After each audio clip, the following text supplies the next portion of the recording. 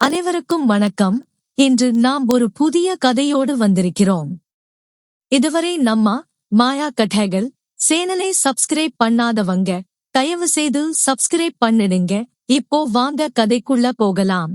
மாலை மார்க்கெட் முடிந்து வீடு திரும்பிய போது வரவேற்பறையில் என் அக்கா கணவர் ஆதித்யா மாமா அம்மா அப்பாவுடன் அமர்ந்து பேசிக் கொண்டிருப்பதைக் கண்டு ஆச்சரியமானேன். என் அக்கா அஞ்சலி இப்போது 8 மாத கர்ப்பிணி. அவளது பிரசவ கால கவனிப்புக்காக என்னை கூட்டி செல்ல ஆதித்யா மாமாவை அவள் அனுப்பி வைத்தாள். முன்னரே அக்கா அம்மாவிடம் பேசி சம்மதம் பெற்றிருந்ததால் எனக்கும் இதில் எந்த ஆட்சேபனையும் இருக்கவில்லை. அக்காவின் அருகிலேயே சில காலம் இருக்கப் போகிறோம் என்ற மகிழ்ச்சி எனக்குள் இருந்தது. நான் உள்ளே நுழைந்ததும் வணக்கம் மாமா என்றேன். அவர் என்னை பார்த்து ஒரு மெல்லிய புன்னகையுடன் வணக்கம் காவியா என்றார். அந்த புன்னகையில் ஏதோ ஒரு விசித்திரம் இருந்தது. அவர் என்னை பார்க்கும் ஒவ்வொரு முறையும் ஏதோ தேடுவது போலவும் அவரது பார்வையில் என் மீது ஒரு தீராத ஈர்ப்பு இருப்பது போலவும் எனக்கு தோன்றியது. ஆதித்யா மாமா அத்தனை வசீகரமான தோற்றம் கொண்டவர். அவரது அந்த ஆளுமையும் முதிர்ச்சியான அழகும் எந்த பெண்ணையும் ஒரு நொடி கட்டி போடும் ரகம். அவர் மதியமே லக்னோ வந்திருந்தார். மாலை ரயிலில் போபால் கிளம்ப வேண்டிய இருந்தது. நான் அவசரமாக எனது பயண பைகளை தயார் செய்தேன். கிளம்பும் நேரம் நெருங்கியது. அம்மா என் தோலை தட்டி கொடுத்து காவியா அஞ்சலியே நல்லா பார்த்துக்கோடா என்று பொறுப்பை ஒப்படைத்தார்கள். நான் தலை அசைத்து சம்மதம் தெரிவித்தேன். ஆதித்யா மாமா கடிகாரத்தை பார்த்தபடியே காவியா கிளம்பலாம். ஸ்டேஷன் செல்ல 1/2 மணி நேரம் ஆகும். நேரம் ஆகிடுச்சு என்றார். நாங்கள் வீட்டை விட்டு வெளியேறினோம். அந்த பயணம் நான் எதிர்பார்த்ததை விட வேறு ஏதோ ஒரு திசையில் பயணிக்க போகிறது என்பது அப்போது நாங்கள் வீட்டிலிருந்து கிளம்பினோம். காரில் ஏறியதும் மாமா என் உடைமைகளை எல்லாம் பேக் செய்துவிட்டேன். நான் கிளம்ப தயார் என்றேன். என் குரலில் ஒரு சிறு நடுக்கம், அதை மறைக்க முயன்றேன். ஆதித்யா மாமா சிரித்துக் கொண்டே பரவாயில்லை காவியா, உனக்கு என்னென்ன தேவையோ போபால் சென்ற பிறகு நான் நிதானமாக செய்து கொள்ளலாம், கவலைப்படாதே என்றார். அவர் அருகில் அமர்ந்திருந்த போது எனக்கு பேச வார்த்தைகள் வரவில்லை. என் கண்கள் எப்போதும் தரையையே பார்த்து கொண்டிருந்தன. என்னால் அவர் கண்களை நேருக்கு நேர் பார்க்கவே முடியவில்லை. ஏனோ அவரிடம் பேசும்போது மட்டும் ஏதோ ஒரு தயக்கம், ஒரு இனம் புரியாத பதற்றம் என்னை ஆக்கிரமித்துக் கொண்டது. ரயில் நிலையத்தை அடைந்து ரயிலில் ஏறினோம். எங்கள் இருக்கைகள் அருகருகே இருந்தன. கூட்டம் அதிகமாக இருந்ததால் தட்டு தட்டுமாறி ஒரு இருக்கையில் அமர்ந்தோம். ஆதித்யா மாமா ஆரம்பத்தில் சிறிது இடைவெளி விட்டு அமர்ந்திருந்தார். ஆனால் நேரம் செல்ல செல்ல நள்ளிரவு நெருங்கியது. பகல் முழுதும் ஓடி ஓடி வேலை செய்த களைப்பு என்னை ஆட்கொண்டது. என் கண்கள் தானாகவே சொருகின. அறியாத தூக்கத்தில் என் தலை மெல்ல சரிந்து ஆதித்யா மாமாவின் தோளில் சாய்ந்தது. அவர் இதை கவனித்ததும் என்னை எழுப்பாமல் மாறாக சற்று நெருக்கமாக நகர்ந்து அமர்ந்து கொண்டார். என் தலைக்கு கூடுதல் வசதி கிடைக்க வேண்டும் என்று அவர் செய்த அந்த செயலை நான் உறக்கத்தின் இடையில் உணர முடிந்தது. திடீரென ரயில் ஒரு வளைவில் திரும்பிய அதிர்வில் நான் விழித்துக் கொண்டேன். அவர் தோளில் என் தலை இருப்பதைக் கண்டதும் நான் பதறி போய் விலகினேன். ஐயோ மாமா, மன்னித்து விடுங்கள், எனக்கு தெரியாமல் என்று உளறினேன். அவர் என்னை அமைதியாக பார்த்து, ஒன்றும் பரவாயில்லை காவியா, உனக்கு வசதியாக இருக்கட்டும். நான் கொஞ்சம் தள்ளி அமர்ந்து கொள்கிறேன், நீ படுத்துக்கொள் என்றார். இல்லை மாமா, உங்களுக்கு இடைஞ்சலாக இருக்கும் என்றே நான் மறுத்தேன். பிடிவாதம் பிடிக்காதே, களைப்பாக இருக்கிறாய், படுத்து உறங்கு என்று அவர் கண்டிப்புடன் கூறியபோது அவரது அக்கறையில் ஏதோ ஒரு தீவிரம் தெரிந்தது. நான் படுத்துக் கொண்டேன். ஆழ்ந்த உறக்கத்தில் இருந்தபோது அறியாமலேயே என் கால்களை அவரது மடியில் மீது வைத்துவிட்டேன். அந்த பயணத்தின் அழுப்பில் அவர் என் கால்களை மென்மையாக வருடி கொடுக்கும் உணர்வு என் கனவில் வருவது போல இருந்தது. அந்த தொடுதலில் ஒரு இதமான பாதுகாப்பு இருந்தது. எங்களை சுற்றி இருந்த பயணிகள் நாங்கள் இருவரும் தம்பதிகள் என்று தவறாக நினைத்துக் கொண்டனர். நாங்கள் அதிகம் பேசிக் கொள்ளாததால் அவர்கள் எங்கள் உறவை பற்றி தெரிந்து கொள்ள வாய்ப்பே இல்லை. மறுநாள் காலை நாங்கள் போபால் வந்து சேர்ந்தோம். அஞ்சலி அக்கா வாசலிலேயே எங்களுக்காக காத்திருந்தாள். என்னை கண்டதும் அவள் ஓடி வந்து இறுக்கமாக கட்டிக்கொண்டாள். காவியா, பயணம் எப்படி இருந்தது, சிரமம் ஏதும் இல்லையே என்று அக்கறையுடன் கேட்டாள். நான் அக்காவிடம் புன்னகைத்தேன். ஆனால் என் கண்கள் எதிர்பாராத விதமாக ஆதித்யா மாமாவை தேடின. அந்த ரயிலின் நள்ளிரவு என் மனதில் ஏதோ ஒரு மாற்றத்தை விதைத்திருந்தது. அக்காவிடம் பயணம் மிகவும் சௌகரியமாக இருந்தது அக்கா. ஆதித்யா மாமா எனக்கு எந்த குறையும் வைக்கவில்லை என்று கூறிவிட்டு எனக்காக ஒதுக்கப்பட்ட அறைக்கு சென்றேன். அஞ்சலி அக்காவின் அறைக்கு நேர் எதிராக அந்த அறை இருந்தது. வெளியே குளிர்காலம் என்பதால் இந்த நள்ளிரவில் கோபாலின் குளிர் என்னை நடுங்க வைத்தது. அக்கா அன்புடன் இஞ்சட்டி போட்டு கொடுத்து சூடாக உணவும் பரிமாறினால் களைப்பு மேலிட நான் என் அறைக்கு சென்று போர்வையை போர்த்தி கொண்டு படுத்துக் கொண்டேன். ஆனால் தூக்கம் வருவதற்கு பதிலாக ரயிலில் ஆதித்யா மாமா என் கால்களை வருடி கொடுத்த அந்த தொடுதலே என் நினைவுகளில் நிழலாடியது. அவர் மீதான மதிப்பு ஒருவித தயக்கத்துடன் கலந்த ஈர்ப்பாக என் மனதில் படர்ந்திருந்தது. அப்போது திடீரென ஒரு பழைய நினைவின் சுவடு என் மனதின் திரையில் ஓடியது. ஆதித்யா மாமாவுக்கும் அக்கா அஞ்சலிக்கும் திருமணம் நிச்சயமாக தீர்மானிக்கப்பட்ட அந்த நாள் மாமாவின் குடும்பத்தினர் பெண் பார்க்க வந்திருந்தனர். நான் அப்போது மிகவும் உற்சாகமாக இருந்தேன். வரவேற்பறைக்கு டீ மற்றும் சிற்றுண்டி தட்டுகளுடன் நான் நுழைந்தபோது ஆதித்யா மாமாவின் கண்கள் என்னைத்தான் பார்த்தன. அந்த சூழலில் நான் எதிர்பாராமல் அவரை பார்த்து மென்மையாக புன்னகைத்தேன். அந்த சிறு புன்னகை ஆதித்யா மாமாவின் பார்வையை என் மீது நிலைக்க வைத்தது. நான் தான் அந்த பெண், தனக்காக பார்க்க வந்திருக்கும் பெண் என்று அவர் ஒரு கணம் நம்பிவிட்டாரோ என்று கூட எனக்கு தோன்றியது. அவர் என் பெற்றோரிடம் பேசிய போது ஒரு மமான புன்னகையுடன் தான் இருந்தார். திடீரென்று அம்மா வந்து காவியா போய் அஞ்சலியை அழைத்து வா என்று சொன்னதும் நான் அழைக்கு சென்று அஞ்சலி அக்காவை அழைத்து வந்தேன். அக்கா வந்ததும் ஆதித்யா மாமியின் முகத்தில் தெரிந்த அந்த சிறு ஏமாற்றத்தை யாராலும் கவனிக்க முடியாது. ஆனால் நான் கவனித்தேன். அப்போது அது வெறும் தற்செயல் என்று நினைத்தேன். ஆனால் இப்போது அவர் என்னை பார்க்கும் விதமும் ரயிலில் அவர் காட்டிய அக்கறையும் அன்று அந்த ஹாலில் அவர் பார்த்த பார்வையும் என் மனதில் பல கேள்விகளை எழுப்பின. என்னை தெரியாமல் போர்வைக்குள் சுருண்டு கொண்டேன். இது வெறும் என் கற்பனையா அல்லது மாமாவின் மனதின் எனக்கு என்று ஏதேனும் ஒரு இடம் இருக்கிறதா? ரேக்கு வெளியே அமைதி நிலவியது. ஆனால் என் மனம் மட்டும் ஏதோ ஒரு சூறாவளியில் சிக்கியது போல தவித்துக் கொண்டிருந்தது. அன்று திருமணத்திற்கு பிறகு ஒருமுறை ஆதித்யா மாமா விளையாட்டாக என்னிடம் அன்று முதல் முறையாக உன்னை பார்த்தபோதே உன்னையே மணப்பெண்ணாக நினைத்து விட்டேன் காவியா என்று சொன்னது என் காதுகளில் ஒலித்தது. அதை நினைத்தாலே ஒருவித வெட்கம் என் முகத்தை சிவக்க வைத்தது. நித்திரையற்ற அந்த நள்ளிரவில் போர்வைக்குள் கிடந்தாலும் என் மனம் அலைபாய்ந்தது. ஆதித்யா மாமாவை போன்ற ஒரு துணையைதான் நானும் விரும்புகிறேனா என்ற எண்ணம் என்னை நிலைக்கு கொலைய செய்தது. தாகம் எடுத்ததால் சமையலறை நோக்கி நடந்தேன். ஆனால் அக்கா அஞ்சலியின் அறையிலிருந்து வந்த சில ஒலிகள் என்னை சட்டென உறைய வைத்தன. ஆர்வ கோளாறில் ஜன்னல் ஓரத்தில் நின்று மெல்ல எட்டி பார்த்தேன்.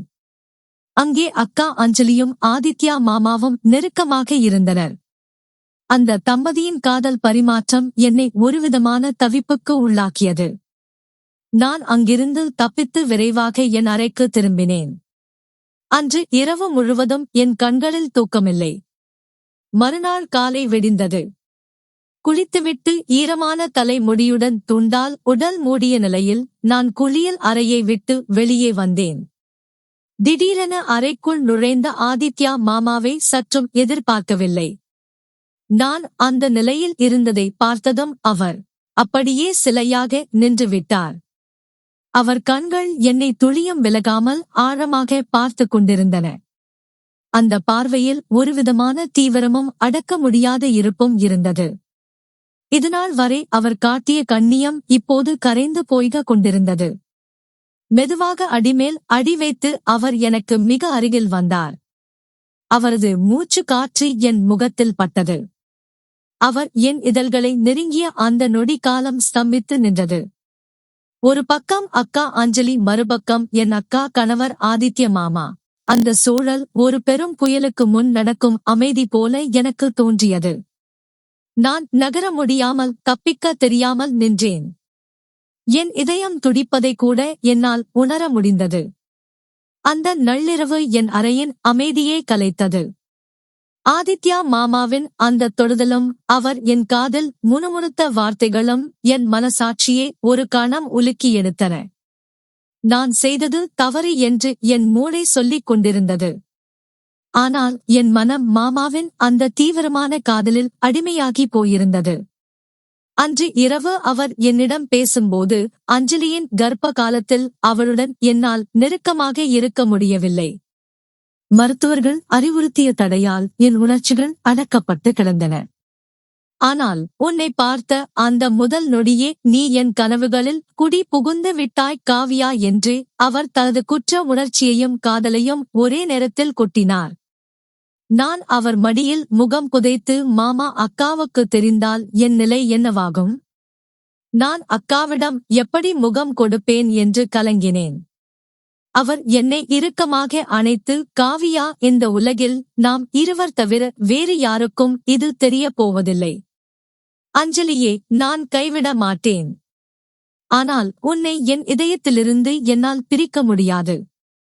நீ என் ஆசை, என் துணையாக இரு என்று எனக்கு வாக்களித்தார். அடுத்தடுத்த நாட்கள் ஒரு மாய உலகத்தில் வாழ்வது போல இருந்தது. பகலில் அக்காவை பார்த்து கொள்ளும் பொறுப்பான தங்கையாகவும், இரவுகளில் ஆதித்யா மாமாவின் ஆசைக்குரியவளாகவும் நான் வாழ்ந்தேன். அக்கா அஞ்சலி நாங்கள் இருவருக்கும் இடையே நடக்கும் இந்த ரகசிய போராட்டத்தை அறியாமல் என்னை தன் தங்கையாகவும் ஆதித்யாவை தன் அன்பான கணவனாகவும் முழுமையாக நம்பியிருந்தாள். ஒவ்வொரு முறையும் அக்கா என்னை பார்த்து புன்னகைக்கும் போது என் நெஞ்சு சுருக்கென்று குத்தும். ஆனாலும் ஆதித்யா மாமாவின் அந்த வசீகரம் என்னை கட்டி போட்டிருந்தது. நான் செய்யக்கூடாத ஒன்றை செய்கிறேன் என்று தெரிந்தும் அந்த தவறை செய்வதில் ஒருவிதமான மயக்கம் எனக்குள் இருந்தது. ஒரு மாலை நேரத்தில் அக்கா நன்றாக தூங்கிக் கொண்டிருந்த போது நான் சமையலறையில் வேலை செய்து கொண்டிருந்தேன். அப்போது பின்னால் வந்து என்னை தழுவிய ஆதித்யா மாமா, காவியா, நாம் இப்படியே காலம் முழுவதும் மறைந்திருந்து காதலிக்கப் போகிறோமா? அல்லது இதற்கு ஒரு முடிவுதான் என்ன என்று கேட்டார். அவர் கேள்வியில் இருந்த அர்த்தம் எனக்கு புரியவில்லை. என் வாழ்வியல் அடுத்த கட்டத்தை நோக்கி விதியின் கையில் நான் சிக்கிவிட்டேன் என்று உணர்ந்தேன். ஒருபுறம் அக்கா மீதான பாசம், மறுபுறம் ஆதித்யா மாமாவின் மீதான கட்டுக்கடங்காத காதல். இந்த இரண்டு துருவங்களுக்கு நடுவில் என் வாழ்க்கை ஊசலாடி கொண்டிருந்தது. நாட்கள் நகர வீட்டிற்குள் ஒருவிதமான கனமான மௌனம் நிலவியது. அஞ்சலி அக்காவின் பிரசவ காலம் நெருங்க ஆதித்யா மாமாவின் மீதான என் பிடிமானம் அதிகரித்தது. ஆனால் அதே அளவு பயமும் எனக்குள் தொற்றிக் கொண்டது. ஒவ்வொரு முறை நான் அக்கா அஞ்சலியை பார்க்கும்போது அவள் என் மீது வைத்திருக்கும் அன்பும் நம்பிக்கையும் என்னை ஒரு குற்றவாளியைப் போல உணர வைத்தன. ஒரு நாள் மாலை அக்காவுக்கு உடல்நிலை சற்று சோர்வாக இருந்தது. நான் அவளுக்கு படுக்கை அறைக்கு சென்று தண்ணீர் எடுத்து கொண்டு சென்றேன். அக்கா என் கையை பிடித்து, காவியா, நீ இல்லை என்றால் நான் என்ன செய்திருப்பேன் என்று தெரியவில்லை. நீ என் உயிரின் பாதியடா என்று நெகிழ்ச்சியுடன் கூறினாள். அவள் சொல்லும் ஒவ்வொரு வார்த்தையும் என் நெஞ்சில் ஒரு முள் போல தைத்தது. நான் வேகமாக அவளது அறையிலிருந்து வெளியே வந்தேன். வரவேற்பறையில் ஆதித்யா மாமா காபியுடன் அமர்ந்திருந்தார். நான் வருவதைக் கண்டதும் அவர் கண்கள் ஒருவிதமான வேட்கையுடன் என்னை தொடர்ந்தன. என்ன ஆச்சு காவியா, முகத்தில் என்ன ஒரு கலக்கம் என்று கேட்டபடி என்னை அருகில் இழுத்தார். அக்கா என்னை நம்பி இவ்வளவு அன்பாக பேசுகிறாள் மாமா. நாம் செய்வதே பெரிய துரோகம் இல்லையா? ஏதோ ஒரு நாள் இது அக்காவுக்கு தெரிந்துவிட்டால் என் வாழ்க்கை என்னவாகும்? அக்கா தாங்குவாளா என்று அழுதபடி கேட்டேன். ஆதித்யா மாமா என்னை மென்மையாக தழுவி, அவள் உன்னை நம்புகிறாள் என்பது உண்மைதான் காவியா. ஆனால் உன் மீது நான் கொண்டிருக்கும் காதலை உன்னால் மறுக்க முடியுமா? என்னால் உன்னை விட்டு ஒரு நிமிடம் கூட இருக்க முடியாது. அஞ்சலிக்கு தெரியாமல் நான் அனைத்தையும் கவனித்துக் கொள்கிறேன். நீ எதை பற்றியும் பயப்படாதே என்று என் பயத்தை போக்க முயன்றார். ஆனால் அவரது வார்த்தைகள் எனக்கு ஒரு விதமான பாதுகாப்பின்மையை தான் கொடுத்தன. அதே இரவு அக்கா தூங்கிக் கொண்டிருந்தாள். நான் என் அறையில் அமர்ந்திருந்த போது கதவு தட்டப்படும் சத்தம் கேட்டது. ஆதித்ய மாமாதான். அவர் உள்ளே வந்ததும் கதவை சாத்தினார். அவரது கைகளில் ஒரு சிறிய பரிசு பெட்டி இருந்தது. உனக்காக வாங்கினேன் காவியா என்று அதை என்னிடம் கொடுத்தார். அதில் ஒரு அழகான மோதிரம் இருந்தது. அதை என் விரலில் அணிவித்தார். அந்த அறைக்குள் அவர் என்னுடன் இருந்த ஒவ்வொரு நொடியும் சுவர்கள் கூட எங்களை வேவு பார்ப்பது போன்ற ஒரு பிரமை எனக்குள் எழுந்தது. எங்கோ ஒரு முனையில் இந்த உறவு என்னை ஏதோ ஒரு பாலத்திற்கு அழைத்து செல்கிறது என்று என் மனம் எச்சரித்தது. ஆனால் அந்த எச்சரிக்கையை விட ஆதித்யா மாமாவின் மீதான ஈர்ப்புதான் மேலோங்கி இருந்தது. அப்போது திடீரென்று அஞ்சலி அக்காவின் அறையிலிருந்து ஒரு மெல்லிய முனகல் சத்தம் கேட்டது. நாங்கள் இருவரும் அதிர்ச்சியில் உறைந்து போனோம். அஞ்சலி அக்காவின் அறையிலிருந்து கேட்ட அந்த மெல்லிய முனகல் என் இதய துடிப்பை ஒரு நிமிடம் நிறுத்தி வைத்தது. ஆதித்யா மாமாவின் கை என்னை அணைத்திருந்த நிலையிலேயே உறைய நாங்கள் இருவரும் ஒருவரை ஒருவர் பயத்துடன் பார்த்து கொண்டோம். அந்த நிசப்தமான இரவில் அந்த சத்தம் ஊசி என எங்கள் காதுகளை துளைத்தது. காவியா அமைதியாக இரு என்றே மெல்லிய குரலில் அவர் என் காதோரம் சொன்னார். அவர் என்னை மெதுவாக தள்ளிவிட்டு அறையின் கதவை சற்றே திறந்து அண்ணாந்து பார்த்தார். நான் மெல்ல எழுந்து என் ஆடைகளை சரி செய்து கொண்டேன். என் இதயம் உடைத்துக்கொண்டு வெளியே வந்துவிடும் போல துடித்தது. ஒரு துரோகியின் பயம் என்னை முழுமையாக ஆட்கொண்டிருந்தது. அவர் அறையை விட்டு வெளியேறி அஞ்சலி அக்காவின் அறைக்கு சென்றார். நான் கதவின் பின்னால் ஒளிந்து கொண்டு என் மூச்சை கட்டுப்படுத்திக் கொண்டு கவனித்தேன். அஞ்சலி என்னாச்சு, ஏன் முணுகுகிறாய் என்று ஆதித்யா மாமா அக்காவிடம் கேட்டார். அக்கா தூக்க கலக்கத்திலும் வலியுடனும் தெரியவில்லை. ஆதித்யா திடீரென வயிற்றில் ஒரு மாதிரி வலிக்கிறது, ஏதோ அசௌகரியமாக இருக்கிறது என்று சொன்னாள். அவர் குரலில் இருந்த பதற்றமும் அக்கறையும் நிஜமானதா அல்லது என்னை ஏமாற்றவா என்று புரியவில்லை. நான் அங்கிருந்து மெதுவாக நகர்ந்து என் அறைக்கு சென்று படுத்துக் கொண்டேன். என் தலை பாரமாக இருந்தது. இன்று இரவு முழுக்க நான் தூங்கவே இல்லை. விடியற காலையில் அக்காவுக்கு வலி அதிகரித்தது. ஆதித்யா மாமா பதறிப்போய் அவளை மருத்துவமனைக்கு அழைத்து செல்ல தயாரானார். காவியா, சீக்கிரம் கிளம்பு அஞ்சலியை நாம் உடனே ஹாஸ்பிட்டலுக்கு கூட்டிட்டு போகணும் என்று அவர் சத்தமிட்டார். மருத்துவமனை பரபரப்பில் நான் அக்காவிடம் என் குற்ற உணர்ச்சியை மறைக்க போராடினேன். டாக்டர் அஞ்சலியை பரிசோதித்துவிட்டு இன்னும் சில நாட்களில் பிரசவம் நடக்க வாய்ப்பு இருக்கிறது. நீங்கள் மிகுந்த கவனத்துடன் இருக்க வேண்டும் என்று எச்சரித்தார். மருத்துவமனையின் அந்த நீண்ட நடைபாதையில் நான் ஆதித்யா மாமாவின் பக்கம் நின்று கொண்டிருந்தேன். மக்கள் நடமாட்டம் அதிகம் இல்லாத அந்த இடத்தில் அவர் மெல்ல என் கையை பிடித்தார். பார்த்தாயா காவியா, அஞ்சலிக்கு குழந்தை பிறந்துவிட்டால் நம் ரகசியத்தை மறைப்பது இன்னும் சுலபமாகிவிடும் என்றார். அவர் வார்த்தைகள் எனக்கு அதிர்ச்சியை அளித்தன. ஒரு குழந்தை பிறக்கப் போகும் மகிழ்ச்சியை விட தன் ரகசியத்தை பாதுகாப்பதிலேயே அவர் குறியாக இருப்பது எனக்கு புரியவில்லை. நான் அவர் கையை மெதுவாக விடுவித்துக் கொண்டேன். என் அக்கா ஒரு பக்கம் உயிரை பணயம் வைத்து போராடிக் கொண்டிருக்க, மறுபக்கம் என் அக்கா கணவர் என்னுடன் துரோக உறவை தொடர துடிப்பது என்னை அடியோடு சிதைத்தது. அன்று மாலை வீட்டுக்கு திரும்பியதும் அக்கா ஓய்வெடுக்க சென்று விட்டாள். ஆதித்யா மாமா வரவேற்பறையில் என்னை தேடி வந்தார். காவியா, ஏன் என்னை தவிர்க்கிறாய் என்று கேட்டார். நான் எதுவும் பேசாமல் அவரை பார்த்தேன். என் கண்களில் கண்ணீர் திரண்டது.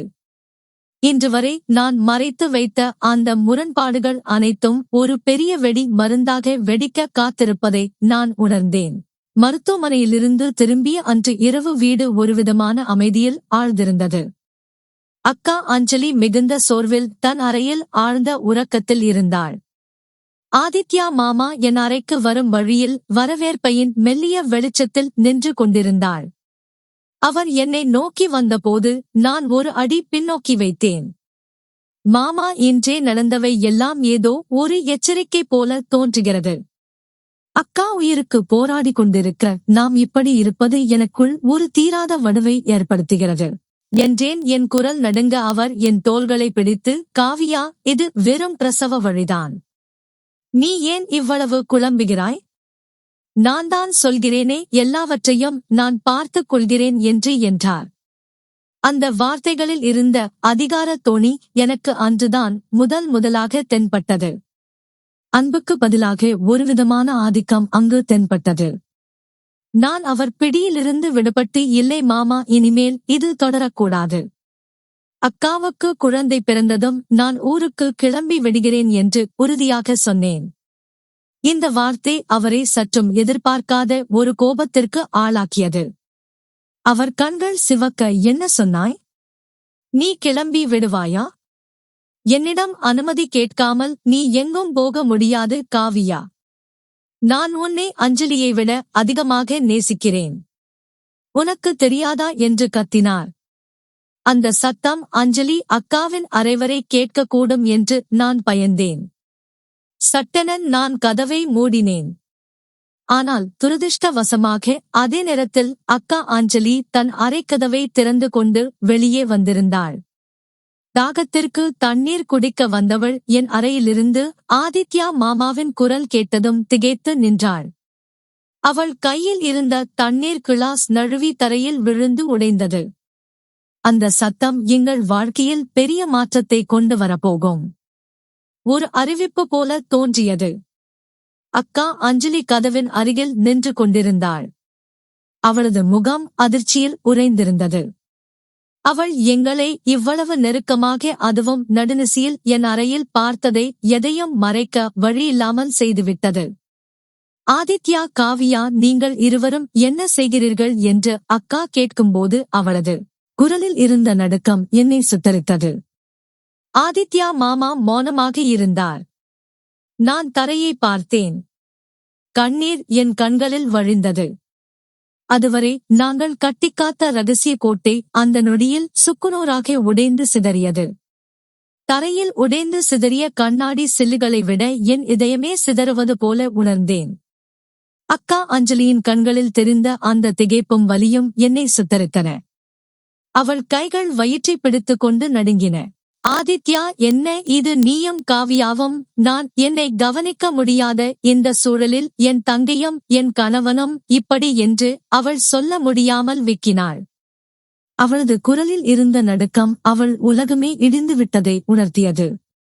ஆதித்யா மாமா சட்டென தன் முகத்தை மாற்றிக்கொண்டார். அவர் பதற்றத்திலிருந்து விடுபட்டு மிக நிதானமாக, அதே சமயம் அழுத்தமாக, அஞ்சலி, நீ தவறாக புரிந்து கொள்கிறாய். காவியாவுக்கு ஏதோ ஒரு பயம். அவளை தேற்றத்தான் நான் இங்கே வந்தேன். நீ தேவையில்லாமல் கற்பனை செய்து குழம்பாதே என்றார். அவர் அந்த போய் பேசுவதை என்னால் ஜீரணிக்க முடியவில்லை. இல்லை அக்கா, மாமா சொல்வது போய் என்று நான் கத்த முற்பட்டேன். ஆனால் ஆதித்யா மாமா என் கையை இறுக்கமாக பிடித்து என்னை பேசவிடாமல் தடுத்தார். அவர் பார்வையில் ஒருவிதமான எச்சரிக்கை இருந்தது. அக்கா அஞ்சலி வழியால் துடித்தபடியே என்னை பார்த்தால், காவியா, நீயா இது? நீ வளர்ந்து வருவதை பார்த்தவள் நான் உன்னை என் உயிராக நினைத்தேன். இதுவா நீ எனக்கு கொடுக்கும் பரிசு என்று அவள் கண் கலங்கினாள். திடீரென அவளது வயிற்று வலி தீவிரமடைந்தது. அவள் வலியால் அலறியபடி தரையில் சரிந்தாள்.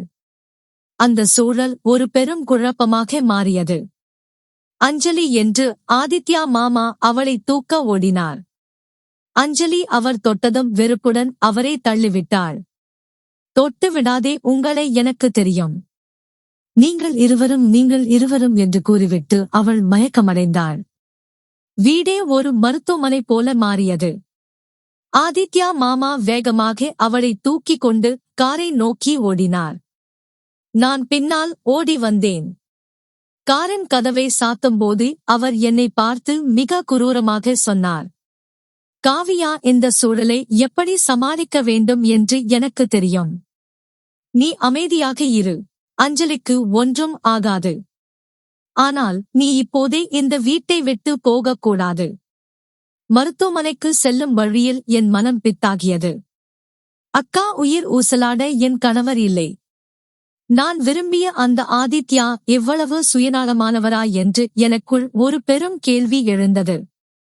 அக்காவுக்கு தெரிந்த பிறகு அவர் என் மீது வைத்திருந்த அந்த பாசம் எல்லாம் வெறும் நடிப்புதானா?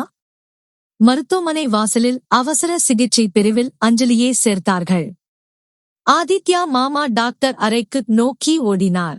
நான் அங்கே தனித்து விடப்பட்டேன்.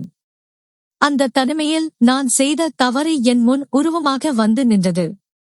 அக்காவுக்கு ஏதேனும் ஆபத்து நேர்ந்தால் அதற்கு நான்தான் காரணம் என்ற குற்ற உணர்ச்சி என்னை சிறைப்பிடித்தது. அப்போது டாக்டர்கள் பதற்றத்துடன் வெளியே ஓடி வந்தனர். அவர்கள் முகத்தில் தெரிந்த அந்த சலனம் ஏதோ ஒரு கெட்ட செய்தியை சொல்லப் போவது போல எனக்கு தோன்றியது. மருத்துவமனை பிரகாரத்தின் அந்த வெண்மையான விளக்குகள் என் கண்ணீரில் கலங்கி தெரிந்தன. அவசர சிகிச்சை பிரிவின் கதவுகள் திறக்கப்பட டாக்டர் தீவிரமான முகத்துடன் வெளியே வந்தார். ஆதித்யா மாமா ஓடி சென்று, டாக்டர், அஞ்சலி எப்படி இருக்கிறாள் என்று பதறினார். டாக்டர் அமைதியாக, அவருக்கு பெரும் அதிர்ச்சி ஏற்பட்டிருக்கிறது. கர்ப்பிணியாக இருக்கும் இத்தகைய சூழலில் இந்த அளவுக்கு மன அழுத்தம் ஏற்பட்டிருப்பது ஆபத்தானது. குழந்தையின் இதய துடிப்பு சீரற்ற நிலையில் உள்ளது. நாங்கள் உடனே அறுவை சிகிச்சை செய்தாக வேண்டும் என்று கூறிவிட்டு சென்றார். அவர் சொல்லிய அதிர்ச்சி என்ற வார்த்தை ஆதித்யா மாமாவின் முகத்தை மாற்றியது. அவர் என்னை திரும்பி பார்த்தார். அங்கே காதல் இல்லை. ஒருவிதமான பயமும் வெறுப்பும் கலந்த பார்வையை நான் கண்டேன். காவியா, இது உன்னால் வந்தது. இப்போதாவது இந்த நாடகத்தை நிறுத்திவிட்டு உண்மையே சொல்வாயா? அஞ்சலிக்கு தெரிந்ததை நீதான் உறுதிப்படுத்தினாய் என்றார். அவர் என் மீது பலியை போட்டு தப்பிக்கும் நோக்கில். அவரது பேச்சை கேட்டு நான் அதிர்ச்சியில் உறைந்தேன். மாமா, நீங்கள் தானே என்னை தூண்டினீர்கள். இப்போது என்னை பலிக்கடாவாக்க பார்க்கிறீர்களா என்றே நான் கண்ணீருடன் கத்தினேன். அவர் என்னை நோக்கி ஒரு படி வந்து, யார் உன்னை நம்புவார்கள்? கர்ப்பிணியான என் மனைவியை காயப்படுத்தியவள் நீதான் என்று சொன்னால் உன்னை யாரும் காப்பாற்ற முடியாது என்று என்னை மிரட்டினார். அந்த நொடியில் அவர் காட்டிய அந்த குரூரம் நான் நேசித்த ஆதித்யாவின் முகமே இல்லை என்பதை எனக்கு உணர்த்தியது. அறுவை சிகிச்சை தொடங்கியது. அந்த 4 மணி நேரம் என் வாழ்வியல் மிக நீண்ட காலமாக இருந்தது. என் மனசாட்சி என்னை குத்தி கிழித்தது. நான் செய்த துரோகம் என் அக்காவின் உயிரையே பறித்து விடுமா என்ற கேள்வி என் ஆன்மாவை உழுக்கியது. நான் ஒரு மூலையில் அமர்ந்து இறைவனிடம் வேண்டினேன். கடைசியில் அறுவை சிகிச்சை முடிந்தது. டாக்டர் வெளியே வந்தார். அவர் முகத்தில் மெல்லிய புன்னகை இருந்தது. நல்ல வேளை, அஞ்சலி பிழைத்துக் கொண்டாள். ஆனால் குழந்தையை காப்பாற்ற முடியவில்லை. அவர் மிகுந்த மன அழுத்தத்தில் இருந்திருக்கிறார். அதற்குப் பிறகு அவர் பேச மறுக்கிறார். எவரிடமும் பேச வேண்டாம் என்று அவர் கேட்டுக்கொண்டார் என்று கூறிவிட்டு நகர்ந்தார். என் இதயம் வெடித்தது. அக்கா பிழைத்து விட்டாள். ஆனால் என் துரோகத்தால் அவள் தன் குழந்தையை பருகி கொடுத்து விட்டாள். நான் மெதுவாக அஞ்சலி அக்காவின் அறைக்கு நுழைந்தேன். அவள் ஜன்னலை பார்த்தபடி அமைதியாக இருந்தாள். நான் அவளது கையை பிடிக்க முயன்றபோது அவள் ஒரு மின்னலைப் போல தன் கையை இழுத்துக் கொண்டாள். அவள் என்னை முறைத்து பார்த்தாள். அவள் கண்கள் சொல்லாமல் சொன்னன, நீ என் தங்கே அல்ல, நீ என் வாழ்வை சிதைத்தவள். அப்போது ஆதித்யா மாமா உள்ளே வந்தார். அஞ்சலி அக்கா அவரை பார்த்ததும் எமோஷனலாக பலவீனம் அடைவாள் என்று நான் நினைத்தேன். ஆனால் ஆதித்யா மாமா உள்ளே வந்ததும் அஞ்சலி அக்கா தன் கண்கள் வழியாக ஒரு தீப்பொறையை பறக்க விட்டாள். அவள் ஆதித்யாவை பார்த்து புன்னகைத்தாள். ஆனால் அந்த புன்னகையில் ஏதோ ஒரு குரூரமான திட்டம் இருப்பதை நான் உணர்ந்தேன். காவியா, இனிமேல் இந்த வீட்டில் உனக்கு இடமில்லை. ஆதித்யா உனக்கும் தான் என்றார் அக்கா. மெல்லிய ஆனால் உறுதியான குரலில் அந்த அறைக்குள் ஒரு பெரும் புயல் வீச தொடங்கியது. கதவு மூடப்பட்டது. அக்காவின் கண்களில் தெரிந்த அந்த தெளிவு ஆதித்யாவின் முகத்தில் பயத்தை வரவழைத்தது. அஞ்சலி அக்காவின் அந்த அமைதியான அதே சமயம் அழுத்தமான வார்த்தைகள் அறையின் வெப்பநிலையை ஒரே நொடியில் உறைய வைத்தன.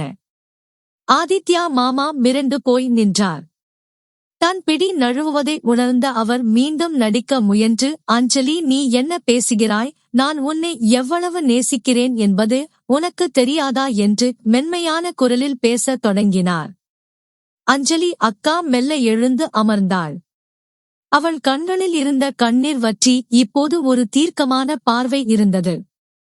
உன் நடிப்பு போதும் ஆதித்யா. காவியா, நீயும் வா என்று என்னை பார்த்து கூறினாள். நான் நடுங்கிக் கொண்டே அவள் அருகே சென்றேன். அக்கா, என் கையை பிடித்து, நான் உன்னை கண்டிப்பானவளாக வளர்த்திருக்க வேண்டும். என் கணவனின் வஞ்சகமான பார்வையை நான் ஆரம்பத்திலேயே கவனித்திருக்க வேண்டும். ஆனால் என் மீது வைத்திருந்த நம்பிக்கை என்னை ஏமாற்றிவிட்டது.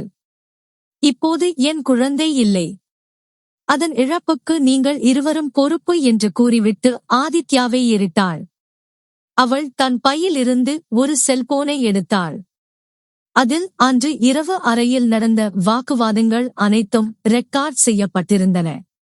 அது மட்டுமல்ல, சில நாட்களாகவே ஆதித்யாவின் நடவடிக்கைகளில் சந்தேகம் கொண்ட அவள் ரகசியமாக எல்லாவற்றையும் கவனித்து வந்திருக்கிறாள் என்பதை உணர்ந்தேன். இந்த ஆதாரங்களை வைத்து உன்னை சட்டத்தின் முன் நிறுத்த முடியும். ஆதித்யா, எனக்கு விவாகரத்து வேண்டும். அதுவும் எந்த கௌரவமும் இல்லாமல் நீ இந்த வீட்டை விட்டு வெளியேற வேண்டும் என்று உறுதியாக கூறினாள். ஆதித்யா மாமா நிலை தடுமாறினார். அவன் தன் முகமூடி கிழிந்ததை உணர்ந்து எந்த பதிலுமும் சொல்லாமல் மௌனமாக அறையை விட்டு வெளியேறினான். அவனது பேராசையும் துரோகமும் அவனையே சுருட்டி வீசிவிட்டன. அவன் செய்த பிறகு அக்கா என்னை பார்த்து சொன்னாள், காவியா, நீ செய்தது மன்னிக்க முடியாத தவறு. ஆனால் நீயும் ஒரு ஏமாளிதான். அந்த ஆணின் வஞ்சகத்தை நீ புரிந்து கொள்ளவில்லை. இனிமேல் உன் வாழ்க்கையை நீதான் முடிவு செய்ய வேண்டும். நான் உன்னை வெறுக்கவில்லை.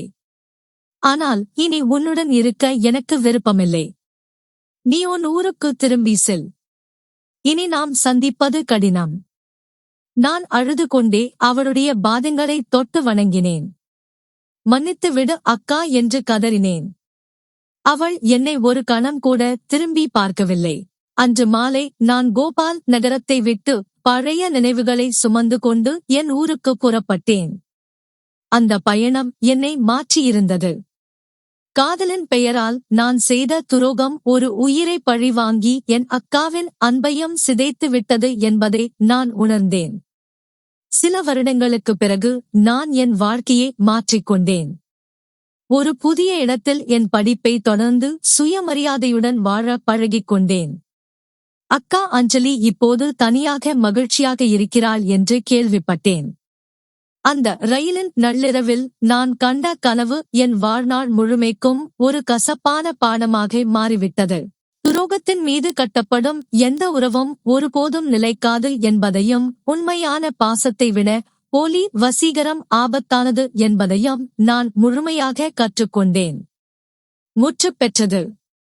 எங்களின் கதைகள் உங்களுக்கு பிடித்திருந்தால் வீடியோவை லைக் செய்து உங்கள் நண்பர்களுக்கும் பகிர்ந்து எங்களை ஊக்குவியுங்கள். நம்ம சேனலை சப்ஸ்கிரைப் செய்ய மறக்காதீங்க.